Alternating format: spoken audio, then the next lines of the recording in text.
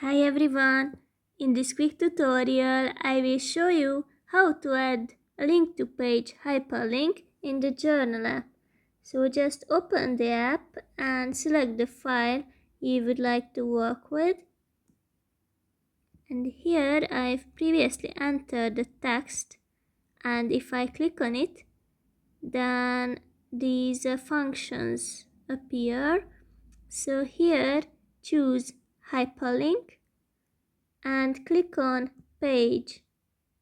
Now I can choose the page from this document and this will be this one.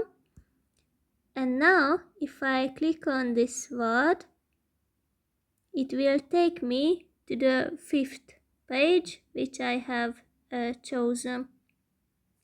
I think it's extremely useful and I hope you will find it helpful as well. Thanks for watching.